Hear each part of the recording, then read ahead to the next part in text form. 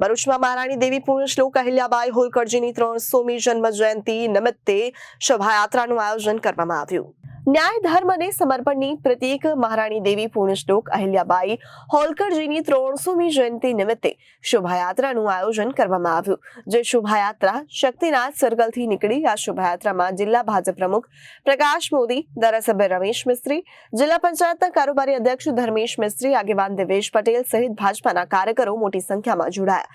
આ શોભાયાત્રાનું statue park ખાતે સમાપન થયું। લોકમાતા અહલ્યાબાઈ હોલકરની આજે 300મી જન્મ જયંતિ છે। એક તરફ દેશના પ્રધાનમંત્રી નરેન્દ્રભાઈ મોદી આજે મધ્યપ્રદેશના ભોપાલમાં 1 લાખ લોકોની જન્મદિવસની સાથે એમના જન્મદિવસની ઉજવણી કરી રહ્યા છે। બીજી તરફ સમગ્ર દેશમાં પ્રત્યેક જિલ્લામાં, નગરોમાં અહલ્યાબાઈના જીવનની ઝરમર એ આમ નાગરિકો સાથે ચર્ચા કરવાના હેતુથી અને એમણે જે સ્ત્રી સશક્તિકરણ માટે બાલ વિવાહ અને સતી પ્રથા જેવી ક્રૂર પ્રથાની સામે જે પ્રકારે લડત લડી હતી, દેશના ઐતિહાસિક મંદિરોનો જીર્ણોદ્ધાર જેમના હાથે થયો છે, મોગલ સામ્રાજ્યમાં અને અંગ્રેજ સામ્રાજ્યમાં પણ જેમણે હિન્દુ ધર્મના રક્ષણ અને સંવર્ધન માટે પોતાનું જીવન ખપાવી દીધું છે, એવા અહલ્યાબાઈ હોલકરની આજે જન્મ જયંતિ નિમિત્તે એમને સતસત વંદન કરીએ છીએ અને ભારતીય જનતા પાર્ટીના ભરૂચના કાર્યકર્તાઓ વતી અમને વિનમ્ર શ્રદ્ધાંજલિ વ્યક્ત કરીએ।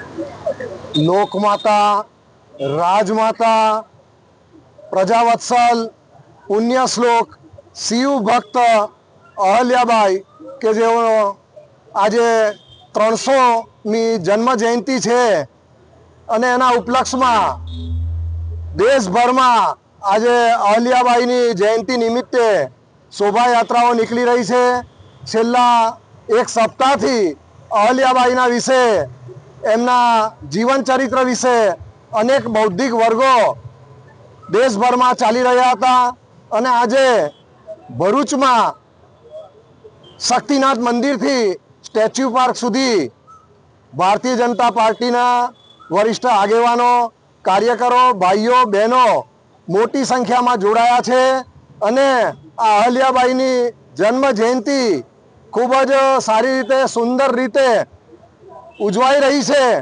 Bureau report, Janadesh news, Bharuch.